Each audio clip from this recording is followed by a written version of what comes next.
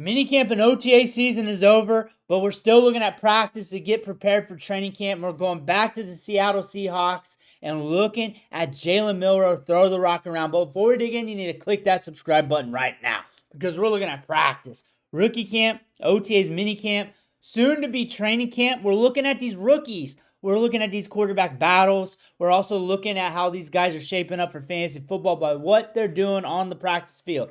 Click that button. Stop missing out. So we're looking at Jalen Milroe. So the questions that we're asking here today is, what are we expecting for training camp? What have we been seeing? And what should we expect his role be for the rookie season and going forward? And how should we expect him to develop? We're going to talk about that today. 6 minutes of clips here. We're going to let those roll while we talk about him. But we're looking at a quarterback prospect that has a live arm. That is also very athletic, that can move on the ground. And he is a developmental prospect here. And there's no secret about that. You can definitely tell that by the draft capital, from what we saw at Alabama, from what we're seeing here with the Seattle Seahawks, with them having Darnold at quarterback. But at the same token, it's not like he wouldn't be their first ever third-round quarterback to ever hit for them. So this is a quarterback that we're paying attention to throughout training camp. He's going to be a hot topic. And if you're into training camp, watching guys develop, watching guys climb the depth chart, whether they do or don't, but you're into those prospects, this is another one you need to pay attention to, whether you're a Seattle Seahawks fan or not, because this is a quarterback that has some goods to his game. His arm's lethal. He's lethal running the football, and that could be huge for the Seattle Seahawks. That could definitely be huge for fantasy football. That is something we need to be paying attention to. And he's getting the time to develop, which is a great situation for him. They got some weapons on this team, especially in the run game, where they're just stacked from top to bottom in the run game. That is something to look at here. Jackson Smith and Jigba, it's going to have to be the guy here. They got Cooper Kupp here for the short term. They drafted Elijah Arroyo. They got some pieces here to look at. But when you think about Milroe, he's getting his time to develop. You got Sam Darnold, honestly, I hope he plays well. I hope he plays well to the point where Milroe does get his opportunity to fine-tune everything.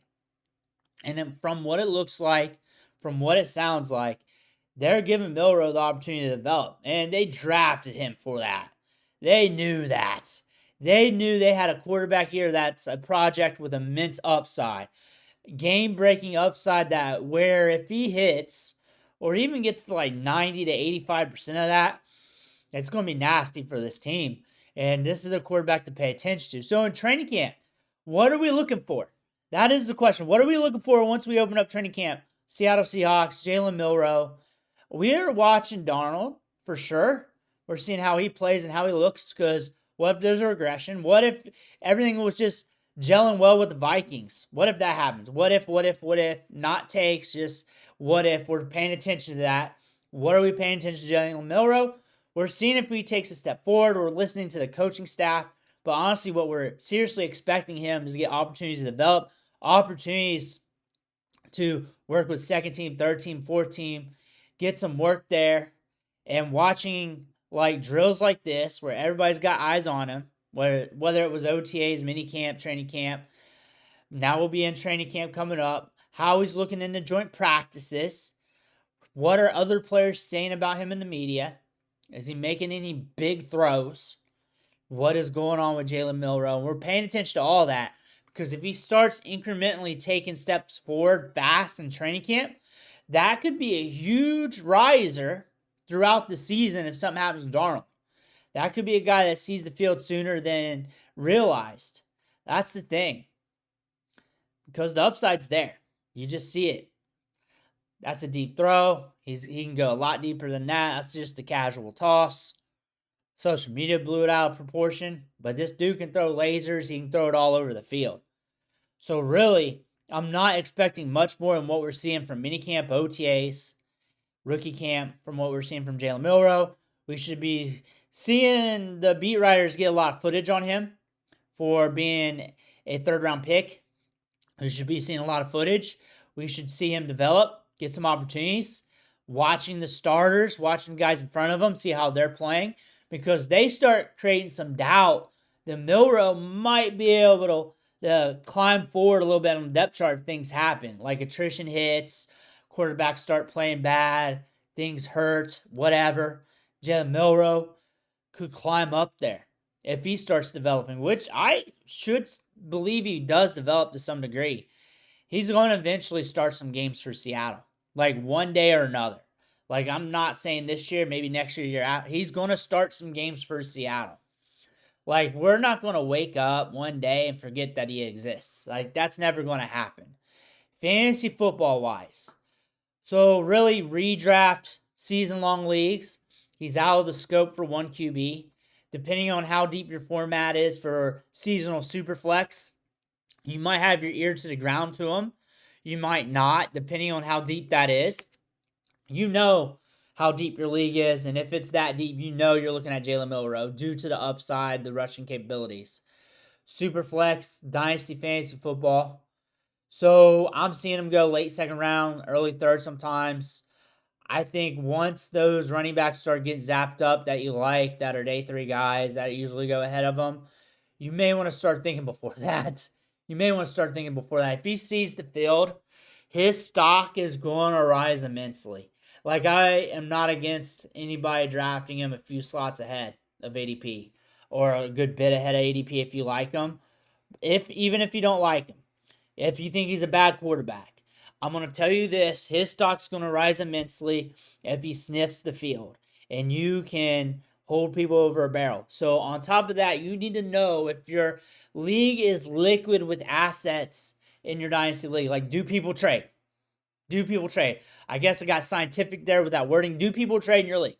If nobody really trades in your league and people try not to swoop in on values at quarterback and try to buy guys on the low when they're rising up like that, then maybe you want to just go with the running backs. However, this is a quarterback that I believe is going to get some opportunity to start. It could be a run of 2 games, run of 6 games, run of 3 games.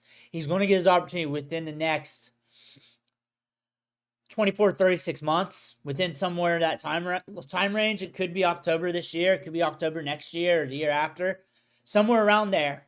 And when that happens, or if there's a buzz on Roto World, his stock's going to rise immensely. I can tell because I got a good beat from the channel of his views, from what people were saying on Twitter, people paying attention.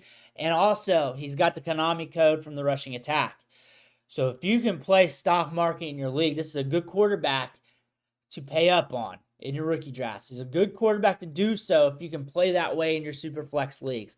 One QB, I mean, once you get to a certain point late in your rookie drafts, could be an interesting guy to look at anyways, especially if you're looking for upside plays at the quarterback position and the running back position zapped out. Wide receivers definitely zapped out by then. Cool. But honestly, this is a quarterback, no matter the format really, he's going to see some upside in his fantasy stock if he sees the field, if he gets some good rumors headed his way, that he's looking good in practice, might start, might get an opportunity, quarterback's going down, looking at Milroe, pay attention to him. I look for him to develop. I look for them to be slow with him and their progress with him this season, like really putting the kids' gloves on here in training camp, letting him work, letting him know the system. Next year, they're probably going to really ramp it up. However, if you're looking at him for fantasy football, stock's going to rise a lot when he gets the opportunity. I can tell from the view counts, I can tell from that there's going to be a lot of chatter around Jalen Milroe if he sees the field. And it's going to be immense. And that's a good time to buy, sell, trade, hold, whatever you want to do. But you want to prepare for that value bump. On top of that, you're looking at a quarterback here that has some tools. And the tools are strong arm, athletic, speed to burn in the open field. And all he has to do is fine-tune some things. And if he does that, and I get it if you don't like him as a prospect now, but what if he gets better? What if he gets better? Because players can get better. That's the thing. You fine-tune it all. What if he gets better? And if that happens, and they build around him, and he gets the opportunity, it looks good, that could be a guy that goes blast off for you. And he's on the cheap right now. If I'm a Seattle Seahawks fan watching this, I'm excited. I'm excited that I have a developmental backup quarterback on my team that has the upside to turn things around immensely. that has that upside in his game. Even though, the downside's definitely there. We talk a lot of upside. We say upside a lot.